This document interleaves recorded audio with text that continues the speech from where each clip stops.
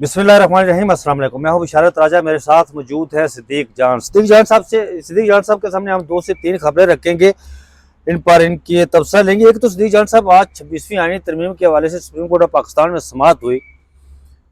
जो दरख्वास्त गुजार थे, 36 से ज्यादा दरख्वास्त गुजार थे, उनको पहली फतह कैसे मिले, क्या हुआ? आप चूंकि कमरा अदालत में मौजूद थे, हम भी वहाँ मौजूद थे। वो टर्निंग पॉइंट क्या था जिसकी वजह से वो उन्हें फतह मिली पहली? और फिर इमरान खान साहब के केसेस जो है वो तेजी से जा रहे हैं कंक्लूजन की तरफ, और अमकान यही है कि तोशाखाना 2 में उन्हें सजा सुना दी जाएगी। इस तरह बैरिस्टर सलमान सफ्दर साहब ने भी कहा, राजा नाम अमीर मिनाज साहब के सामने उन्होंने इस्तदा की, लेकिन उन्होंने उनकी इस्तदा मुस्तरद कर दी और कहा नहीं, हम उसको नहीं रोकेंगे सजा सुनाने से, हम देखेंगे, यही कहते रहे। और फिर नवंबर से पहले पहले कोई इस गवर्नमेंट के लिए कोई खतरा है? देखें, पहली बात यह है कि फतह कैसे मिली। एक तो यह है कि मेरा ख्याल है कि आयशा मलिक साहबा ने जिस तरह से कैटेगोरिकल कह दिया था कि लास्ट टाइम होनी चाहिए, तो उसमें फिर एक मसला ये भी हो सकता था कि अगर ये बाकी कहते हैं कि नहीं होनी चाहिए, तो आयशा मलिक साहबा कहती हैं कि होनी चाहिए, और वो एक शुरू से ही एक इतना कंट्रोवर्शियल हो जाता कि इनके ऊपर बहुत दबाव आ जाता, और पूरा इंटरनेशनल मीडिया रिपोर्ट करता, नेशनल जो मीडिया जो मैटर करता है, इंग्लिश अखबार वो रिपोर्ट करते, ठीक है, बाकी उर्दू अखबार तो मैटर नहीं करते, टीवी चैनल्स मैटर नहीं करते, डिजिटल मीडिया के ऊपर बात होती है, और शुरू में ही इस बेंच के ऊपर ना बहुत ही ज्यादा दबाव आ जाता जी। तो एक तो इन्हें इस बात का अंदाजा था कि बहुत रोला पड़ जाएगा। दूसरी बात यह है कि देखें, वो के अब लोग इस पे काउंटर जो क्वेश्चन करेंगे, लोग कहेंगे कि यार क्या आप फजूल बकवास कर रहे हैं, मतलब इन्होंने पहले जिस तरह के फैसले दिए हैं, तो ये कौन सा दबाव है? जैसा मीनुद्दीन खान साहब ने कहा ना कि मैं जा रहा हूँ, इंडिया दिया उन्होंने कि मैं जा रहा हूँ, और ये बड़ा तारीखी केस है, चीजें मैनेज करनी पड़ेंगी और हम उसको लेकर चलेंगे, ये बात भी की गई वहाँ पर। देखें, ये इसकी ना एक मुझे जो वजह और लगती है ना, आपने देखा कि ऊपर तले इंटरनेशनल कुछ रिपोर्ट्स आई हैं जी, जिसमें 26वीं आईनी तरमीम के ऊपर ना बहुत क्रिटिसिज्म है, और मुख्तुम अली खान साहब ने कल तो उन्होंने जिस तरह किया, हाँ, बहुत जबरदस्त आर्टिकल लिखा है। देखिए, मेरा ये ख्याल है कि इसकी मुमकिन तौर पे, यानी पहले तो इस पे हम लाइव वाली को कंक्लूड करके फिर हम चलते हैं केस लगा क्यों है। लाइव वाली पे तो मैंने आपको बता दिया कि आयशा मलिक साहब ने कैटेगोरिकल कह दिया था, और अगर ये ना करते, तो अगर ये ना भी करते तो सुप्रीम कोर्ट ऑफ पाकिस्तान में ना इतने शानदार रिपोर्टर हैं, मतलब आप देखें ना कि जैसे कोई प्रोसीडिंग खत्म होती है, मतीउल्लाह जान साहब करते हैं, आप करते हैं, मरियम नवाज, वसीम मलिक, अदील सरफराज, ठीक है, और मतलब सोहेल रशीद साहब कर रहे होते हैं, साकिब बशीर साहब कर रहे होते हैं, हसनात मलिक साहब कर रहे होते हैं, ठीक है, मतलब और अमानत गुशकोरी साहब हैं हमारे, मतलब इतने दोस्त हैं, यानी आप ये देखें कि ये हो नहीं सकता कि सुप्रीम कोर्ट में होने वाली जो प्रोसीडिंग है वो सारी की सारी रिपोर्ट ना हो जाए। रिपोर्ट तो वैसी हो जाती है जी, बिल्कुल ऐसा ही है, ठीक है, तो रिपोर्ट जब उसे वैसे हो जाए तो आप लाइव कर दें। अच्छा, अब आ जाए ये केस लगा क्यों है, इसके ना पहले थोड़ा सा एक्सपोज वाली कहानी पर वो बात कर लें। जैसे यार मैं पता क्या मसला ये है कि मंदोखेल साहब का मैं नाकिद हूँ, आपको पता है, लेकिन उन्होंने 2 चीजों में उन्होंने स्टैंड लिया। एक उन्होंने स्टैंड लिया फौजी अदालतों वाले मामले में केस में, और जजेस सिनेटी वाले में। जजेस सिनेटी वाले में नहीं, जजेस सिनेटी वाले में मखसूस नशिस्तों वाले, नहीं मखसूस नशिस्तों वाले में नहीं, उन्होंने कौन से वाले में थे, एक और में भी थे वो नशिस्तों वाला नहीं, किसी और में एक केस में उन्होंने बहरहाल स्टैंड लिया है, तो क्योंकि उसमें तो नईम अख्तर अफगान साहब थे ना, उसमें तो जजेस सिनेटी वाले में बहरहाल 2 केसेस में उन्होंने स्टैंड लिया। इसलिए मैं समझता हूँ कि चलें आगे चलें, पीछे जो उन्होंने किया वो तो तारीख उसका फैसला करेगी। उन्होंने बड़ी बड़ी ज्यादती की काजी फाइजा के साथ मिलके, शायद वो वकला को कह रहे थे, क्या पता। उसमें यह है कि देखें, अमीनुद्दीन खान साहब, ये अपना जमाल खान मंदोखेल साहब जो है ना, इनको एक और जो परसेप्शन है ना उसको जाहिर करना होगा, इनको जमाल खान मंदोखेल साहब को और नईम अख्तर अफगान साहब को, कि इनके बारे में ये है कि ये उस वक्त डिसेंट करते हैं हुकूमत के पॉइंट ऑफ व्यू से और निज़ाम के पॉइंट ऑफ व्यू से जब परली साइड पे वोट पूरे हों। अगर परली साइड पे वोट पूरे ना हो तो डिसेंट नहीं करते, ठीक है। इस चीज को इनको ही अपने अमल से इस चीज को रद्द करना होगा, यानी एक ऐसे मौके पर रद्द करना होगा जब इनके वोट से फैसला इधर उधर होने वाला होगा। अब आज इस बात पर कि ये दरखास्तें लगी क्यों भाई, ये 1 साल से नहीं लग रही थी, अभी क्यों लगी? इसके ना मुमकिन तौर पे इसकी 3 वजूहात मुझे नजर आती हैं। एक वजह मैंने आपको बता दी कि इंटरनेशनल मीडिया बहुत ज्यादा रिपोर्ट करने लग गया, बहुत ज्यादा बात, मतलब आप यहाँ तक आप देखें ना कि अगर मखदूम अली खान साहब के भी जब्त का पैमाना लबरेज हो गया है जी, उन्होंने भी लिख लिया, बड़ी बात है, ठीक है, कि उनके पास जितने बड़े बड़े नून लीग के और हुकूमत के केसेस ये वो सारा कुछ, अगर उनके भी जब्त के पैमाना लबरेज हो गया तो फिर आप इससे अंदाजा लगा लें के मामलात किस हद तक आ गए कि आप मखदूम अली खान साहब भी लिखने लगे। अच्छा, एक तो ये है कि मैंने आपको बताया कि इंटरनेशनल प्रेशर मुख्तलिफ रिपोर्ट के जरिए ना बहुत ज्यादा हो गया, जिसकी वजह से ये था कि यार अब देखें जब इंटरनेशनल प्रेशर आता आपको है पता है शहबाज राणा साहब ने भी एक रिपोर्ट की थी कुछ 10-15 दिन पहले कि IMF ने बड़ा उस पर तफसात थे आजाद अदलिया के हवाले से, हाँ जी उन्होंने भी रिपोर्ट की है ये। अब आप देखें ना कि जब इंटरनेशनल प्रेशर आता है ना तो आप आगे से क्या कहते हैं, आप कहते हैं जो आपने 26वीं तरमीम पे बात कर रहे हो तो सब जुडिस मैटर है, सुन रही है अदालत। तो ये एक अच्छी फेस सेविंग होती है इंटरनेशनल इदारों के सामने। एक ये जो इंटरनेशनल प्रेशर था वो मुमकिन तौर पे हो सकता है।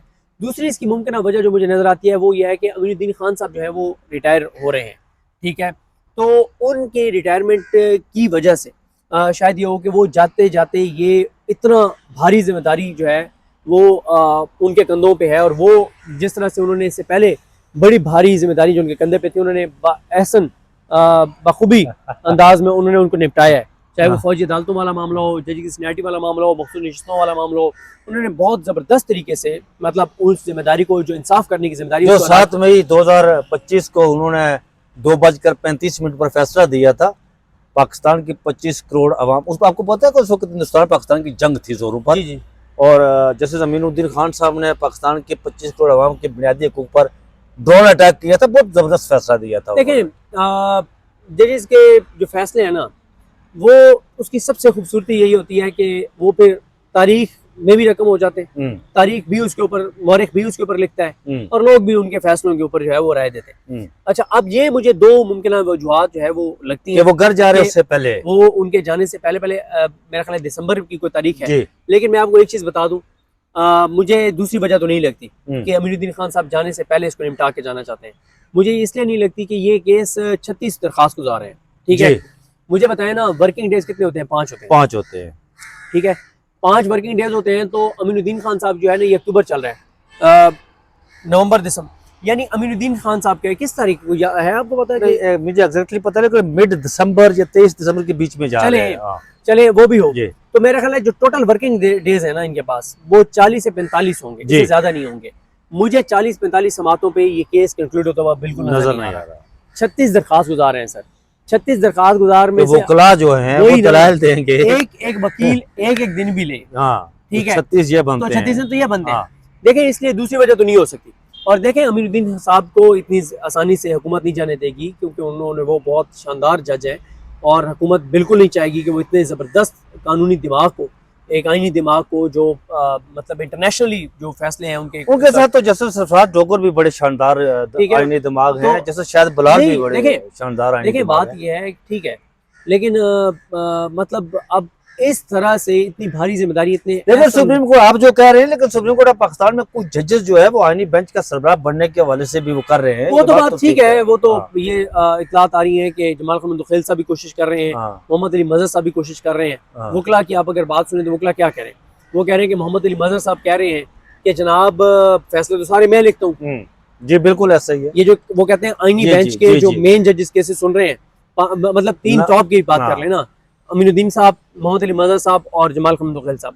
मोहम्मद अली मजहर साहब कहते हैं कि सारे फैसले तो मैं लिखता हूँ, ठीक है, लाइक तो मैं हूँ, अंग्रेजी तो मुझे आती है, ठीक है, तो मुझे ही बना दे ट्रैक। मुंतखिल साहब के बारे में वकील कहते हैं कि वो कह रहे हैं कि भाई अगर मैं साथ ना दूं कमेटी में तो ये कैसे कुछ चीजें कर सकते हैं। मंसूर साहब के हवाले से भी है कि वो भी बन सकते हैं यार। देखिए बात पता है क्या है, अल्टीमेटली तो आप अगर चीजों को ठीक करना चाहते हैं तो आपको ये करना पड़ेगा ना। वजह क्या है, आपने हुकूमत का पूछा कि नवंबर में उसको खतरा है या नहीं है, नवंबर में तो उसको कोई खतरा नहीं है।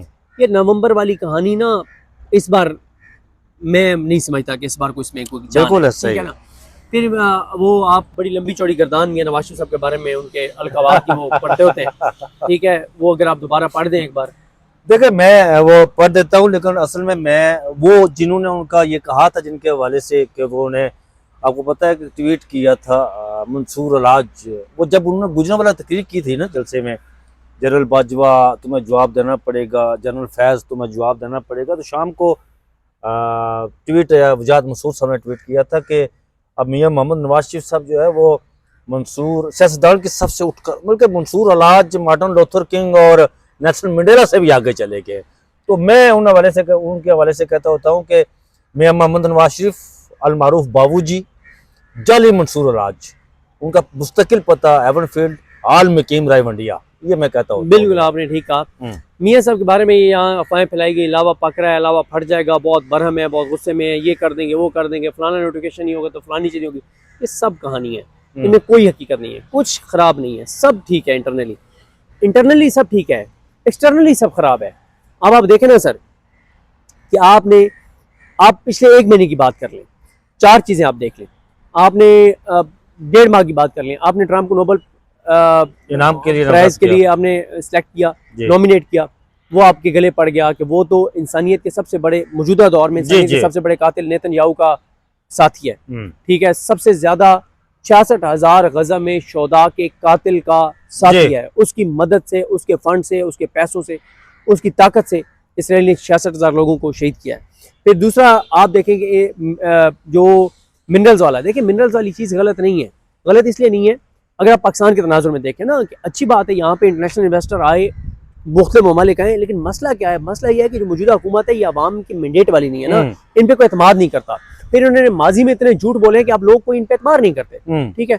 तीसरी चीज देख लें, UNGA में खिताब किया, वो गले पड़ गई कि वो शमा जुनेजा वाला मामला भी, और यूट्यूब पे पेड वो चलाया। फिर पसनी वाला, वो अब वो पसनी वाला देखें,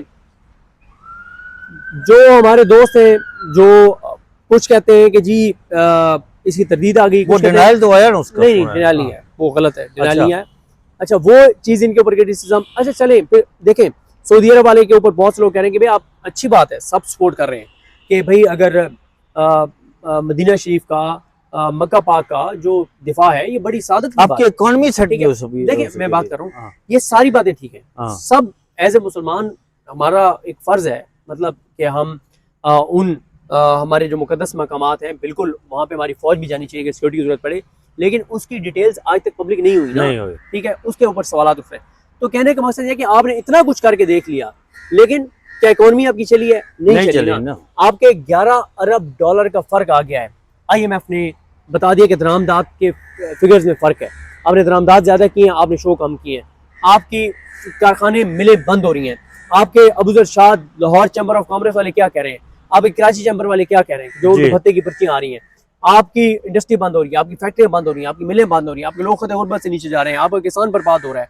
आप अभी किसान को आपने कमर तोड़ के 2200 अरब का 1 साल में नुकसान करके, और आप चीनी भी इंपोर्ट कर रहे हैं, आप गंदम भी इंपोर्ट कर रहे हैं। दूध और शहद की नहरें कहाँ बह रही हैं?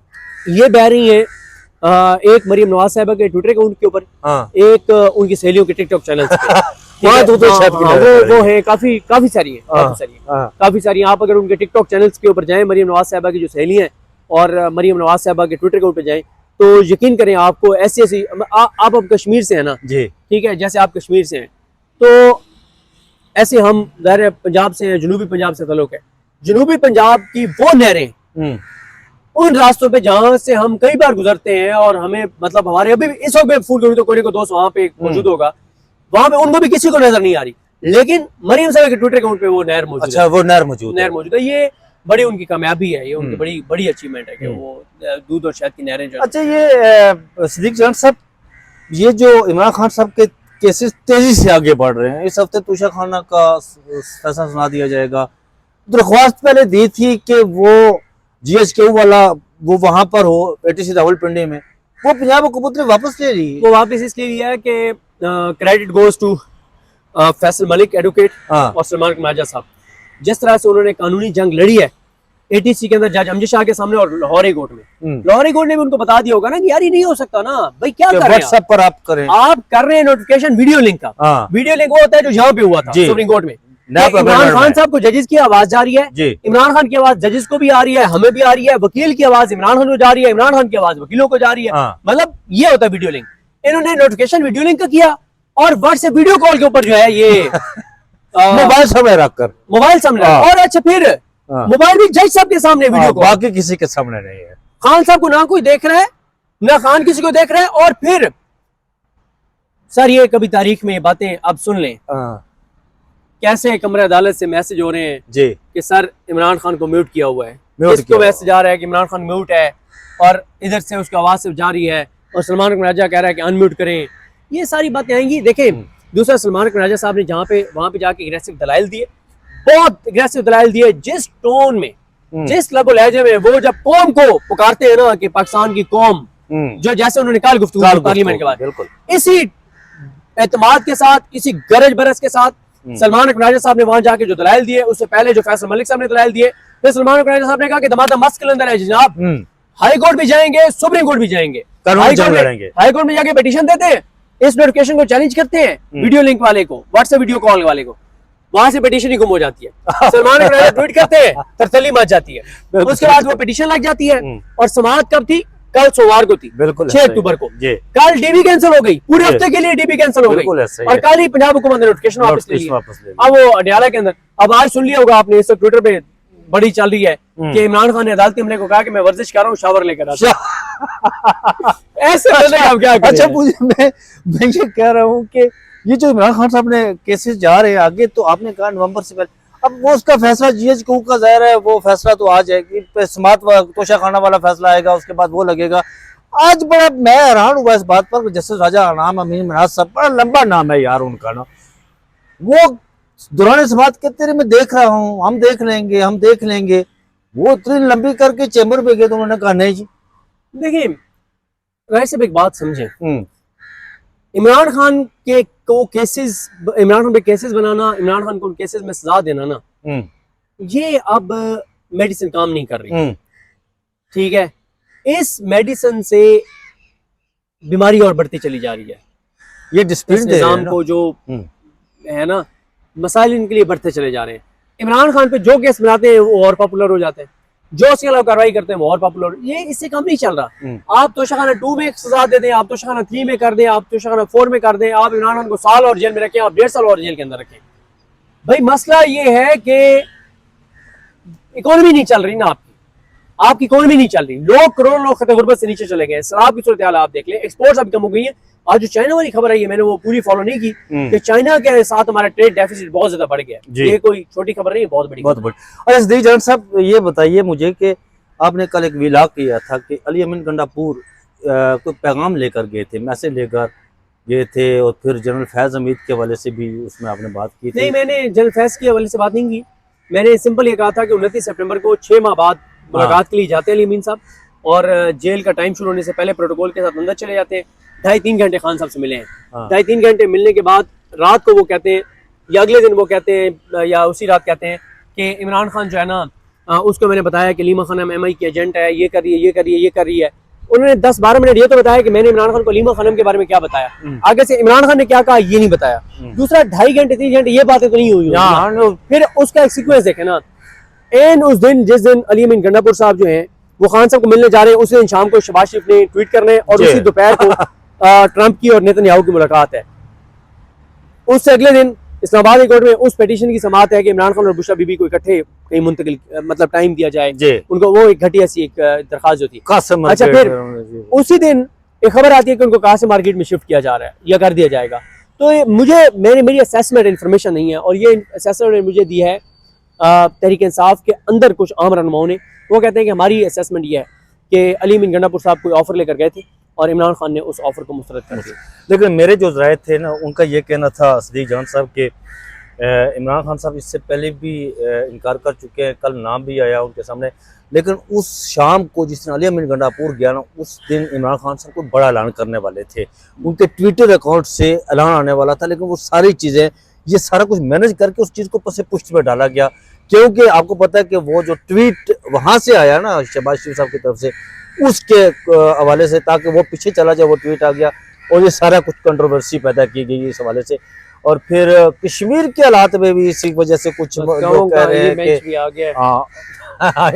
गया। तो नाज़रीन, ये थी अपडेट, लेटेस्ट अपडेट जो आपने आपके सामने रखी है। मुझे और सदीक जान साहब को इजाज़त दीजिए। सदीक जान साहब और हमने तो यहाँ सुप्रीम कोर्ट में डेरे, मैं तो बीट कवर करता हूँ, लेकिन सदीक जान साहब ने अब डेरे लगा ली है यहाँ पर, क्योंकि वो 26वीं आईनी तरमीम की समाअत हो रही है। मेरे ख्याल में रोजाना की मियादों पर समाअत होगी। बिल्कुल, तो हम इंशाल्लाह मिलते रहेंगे। हमें दीजिए इजाज़त, अपना बहुत ख्याल रखिएगा। अल्लाह हाफिज़।